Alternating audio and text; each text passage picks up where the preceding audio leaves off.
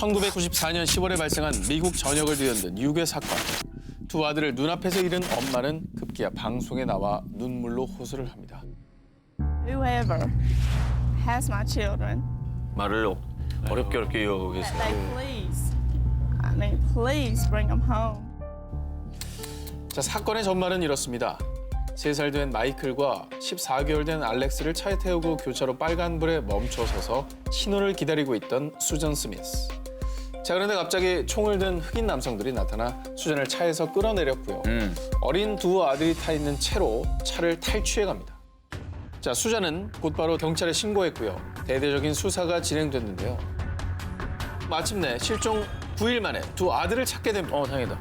하지만 이미 깊은 호수에 빠져서 그 둘은 익사한 상태였습니다. 아유 뭐야. 자, 근데 범인이 잡히자 미국 전역은 분노로 휩싸일 수밖에 없었습니다. 범인은 바로 엄마 수잔 스미스였기 때문에.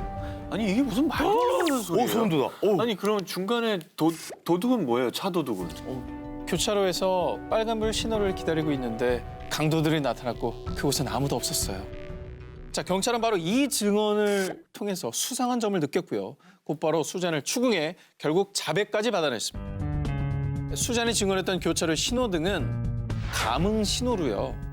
다른 차도의 차량을 감지해서 빨간불로 바뀌는 신호등이었기 때문에 수잔이 서 있던 차도가 증언대로 빨간불이었다면 다른 차도의 차량이 분명히 있었다는 거였죠. 빨간불에 섰다고 했는데 아무것도 없었다는 건 거짓말이라는 그렇지. 그렇죠. 거죠. 네. 자, 역시나 조사 결과 수잔이 직접 마이클과 알렉스를 자동차 좌석에 묶어 호수를 향해 굴러가도록 했었던 거였는데요. 자, 근데 그 이유가 더 기가 막힙니다.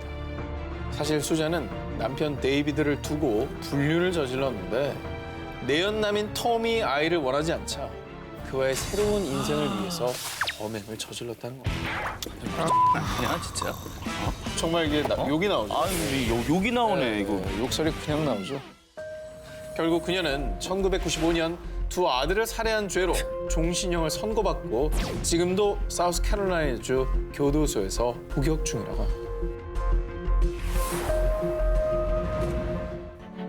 1906년 멕시코의 포르피리오 디아스 대통령은 태평양에 위치한 무인도 클리퍼든 섬에 대한 실효적 지배를 인정받기 위해 섬에 등대를 건설하고 책임 장교인 라몬 아르노를 필두로 13명의 군인과 아내 그리고 하인들을 보냈습니다. 이들은 클리퍼든 섬을 유토피아로 만들기 위해 많은 땀을 흘렸고요. 그 결과 1914년 섬의 주민은 무려 100여 명으로 늘어났는데요.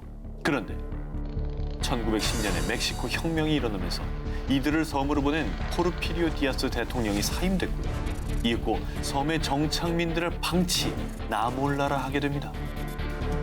버림받은 처지가 된 주민들, 결국 영양 부족으로 괴혈병을 앓으며 하나둘 목숨을 잃기 시작했고요. 식량을 구하기 위해 바다로 나간 책임 장교와 섬의 남자들은 카누가 침몰해 모두 사망하고 맙니다. 이제 클리퍼든 섬에 남아있는 주민들은 모두 여자들과 아이들뿐. 그런데 이 절망적인 상황에 등장한 한 남자. 무리와 떨어져 홀로 절벽 아래 오두막에 살았던 등대지기 빅토리아노 알바레즈였습니다. 이때부터 유토피아를 꿈꾸던 클리퍼든 섬은 지옥의 섬으로 변하기 시작합니다. 빅토리아노는 섬의 왕을 자처하며 모든 여자를 성노예로 삼았고요. 자신이 소지한 소총 한 자루만 남기고 다른 무기는 모두 바다에 버린 후 자신을 거역한 사람들을 무자비하게 살해하기 시작합니다. 빅토리아노는 책임 장교의 아내였던 엘리시아를 자신의 아내로 맞이하겠다고 하는데요. 그런데 이때 엘리시아는 굶어 죽던 아니면 빅토리아노에게 죽던 죽게 되는 건 매 한 가지다. 결혼을 준비할 시간을 달라고 한 뒤 빅토리아노가 방심한 사이 남겨진 사람들과 함께 도끼와 망치로 그를 죽이고 맙니다. 그런데 그때 해안선 너머에 있는 미국 상선 요크타운 호가 이들 앞에 나타난 겁니다. 결국 엄마와 아들 페드로는 다른 생존자들과 함께 그곳을 빠져나올 수 있었습니다. 다행이네. 2005년 10월 일본 시즈오카. 자신의 블로그에 일기를 쓰기 시작한 한 여고생. 어제부터 어머니의 상태가 나쁘다. 전신에 발진이 일어나고 특히 얼굴에 증상이 심하게 나타난다. 어머니가 2, 3일 전부터 다리가 아프다고 하더니 거의 움직일 수 없게 됐다.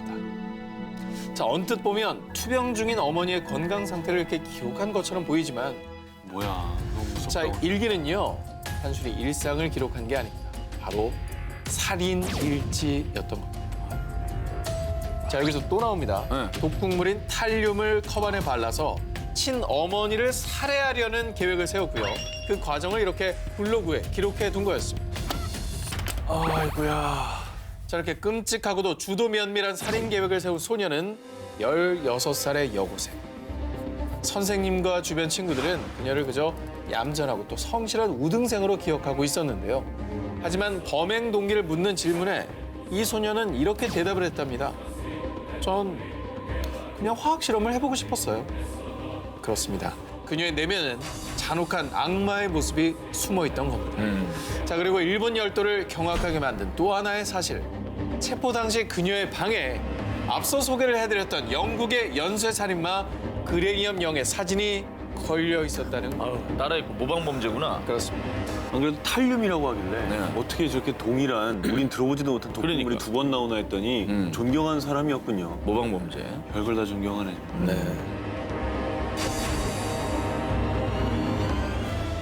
네, 2017년 한 익명 네트워크에 올라온 글.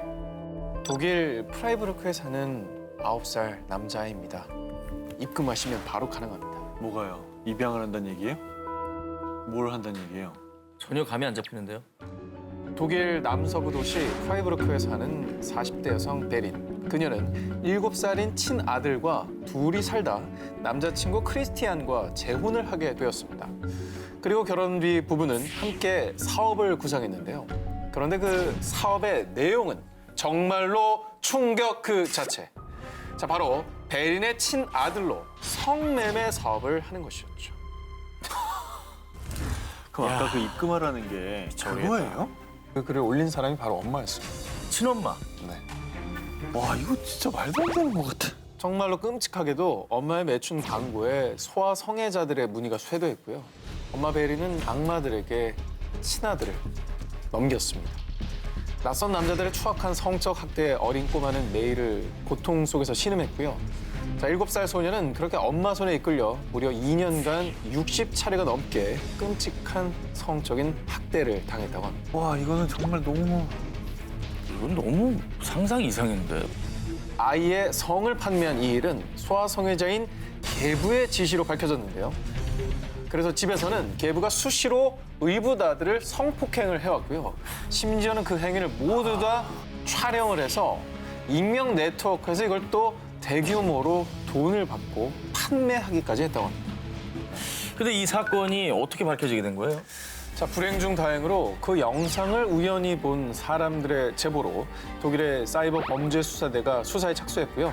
그 결과 이 부부의 끔찍한 악행이 밝혀지게 된 거라고 합니다. 아, 정말. 그리고 다행히도 양부모에게 입양돼서 사랑으로 좀 자라고 있다고. 다행이다. 자, 이번 특종은 영상으로 먼저 보여드리겠습니다. 자, 온몸에 강제로 당한 문신으로 뒤덮여 있죠. 온몸이 성한 데가 없는데요? 손도 아까 손가락 하나, 마디 하나하나가 전부 먹는 것 같아. 자, 2018년 6월경 모로코 중부의 한 마을에 퍼진 비명소리. 살려주세요! 도와주세요! 자, 길을 가던 17살 소녀 하디자를 덮친 두 남성은 그녀를 납치해 낯선 무리의 남성들에게 돈과 마약을 받고 팔아넘겼는데요. 10여 명의 남성은 그녀에게 무차별적으로 폭행을 가했고요. 그리고 마약을 투여해가며 수차례 성폭행까지. 그렇게 하디자는 낯선 남자들의 성고문 속에 고통의 나날을 보내야만 했는데요. 자, 한편 하디자의 집에선 영문도 모른 채 사라진 딸을 애타게 찾았고요. 그렇게 피 끓는 고통 속에 2달이 지난 어느 날 하디자는 낯선 길가에 버려진 채 발견됐습니다. 하지만 이미 몸과 마음은 만신창이가 된 상태였는데요. 다행히도 바로 수사에 착수한 경찰은 범행에 가담한 15명 중 12명을 체포할 수 있었습니다. 하지만 그들은 죄를 뉘우치기는커녕 그 여자는 원래 매춘부였어요. 자기가 원해서 한 거라고요. 아, 진짜. 말도 안 되는 주장을 했다고 합니다. 자, 현재 이 12명의 재판은 진행 중이고요. 최종 판결은 아직 나지 않은 상황이라고 하는데요. 판결이 오래 가겠습니까? 저건 뭐 빼박이잖아요. 예, 엄벌에 쳐야죠. 아니 매춘부면 저렇게 해도 돼요? 아 정말. 뭐 할 수 있는 변명이라면 그밖에 없었던 거죠. 네. 17살 소녀 하디자의 납치극과 성노예 사건에 전 세계인들은 대분노. 이 온라인에서는 자, 우리는 모두 하디자다. 하디자를 위한 정의라는 해시태그 운동이 일어났고요. 더불어 모로코 국왕이 향후 하디자의 치료 등 지원을 해야 한다는 서명 운동까지 벌였다고 합니다. 자, 하지만요. 우리가 꼭 마음에 새겨야 할 것은 이러한 범죄들이 비단 하디자만의 상처가 아니라는 겁니다. 중동 또 아프리카 지역에선 여전히 여성의 인권 유린이 심각한 상황인데요. 자, 부디 전 세계가 나서서 이제 우리의 소녀들을 지켜내야 할 때가 아닌가 싶습니다. 교황은 자리에서 물러나라! 물러나라! 지난 8월 전 세계 곳곳에서 일어난 교황 퇴위 시위. 종교계는 물론 전 세계를 분노로 물들인 이 사건은 한 문서로 세상에 드러나게 됐습니다. 그 문서는 바로 카톨릭 아동 성학대 의혹 보고서. 미국 펜실베니아주 검찰 당국에서 구성한 대배 심의 조사로 밝혀진 이 보고서는요. 약 300명의 신부가 무려 1000명이 넘는 아동을 성적으로 학대했다는 내용이었는데요. 신부가? 신부가요. 신부들은 신자인 소년들의 알몸을 촬영하고는 겁먹지 마세요. 이건 십자가 위에 예수님을 표현하려고 하는 거니까. 이렇게 변태적인 행위를 마치 성스러운 행위로 세뇌시켰고요. 또 다른 사제는 9살 소녀에게 성행위를 강요. 9살? 그리고 성행위 이후에는 정화해주겠다며 성수로 입을 닦아주기도 했답니다. 이런 사건들이 900쪽가량의 보고서에 빼곡히 적혀 있다고 합니다. 900쪽이면 어마어마한 거예요. 문제가 이제 그렇게 조사를 해놓고 알고도 은폐했다는 거 아닙니까? 그렇죠. 아니 어떻게 이렇게 70년 동안 안 밝혀진 거예요? 쉬쉬한 거예요? 그 이유는 조직적으로 범죄가 은폐됐기 때문입니다.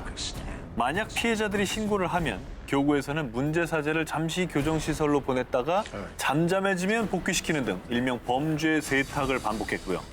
한편 피해자에겐 침묵을 강요하며 그들의 신고를 계속 무시해왔다고 합니다. 게다가 주미 전 교황 대사인 카를로 마리아 비가노 대주교가 카톨릭 보수 매체들에 보낸 11쪽짜리 편지, 이 폭로로 또 한 번 카톨릭계에 큰 파문을 일으켰는데요. 그 편지 속의 내용은 현 교황인 프란치스코 교황이 최근 연달아 밝혀진 카톨릭 성추문 사건을 사실은 이미 알고 있었다는 충격적인 제보. 어머, 그래서 이에 분노한 전 세계인과 종교인들이 교황의 퇴위를 촉구하며 책임을 물었던 거죠. 그래서 결국 지난 8월 프란치스코 교황은 성학대와 같은 잔악 행위를 규탄하고 약자를 위협하는 문화를 뿌리 뽑기 위해 연대와 속죄를 약속합니다. 라는 입장을 발표했는데요. 하지만 카톨릭 내에서 제기된 성학대 은폐 논란에는 침묵하겠습니다. 라고 답변. 지금까지도 성학대 은폐 논란은 계속되고 있다고 합니다. 야, 나는 또 존경을 받았던 교황이 이를 알고도 묵인했다면 정말 너무 실망인데요.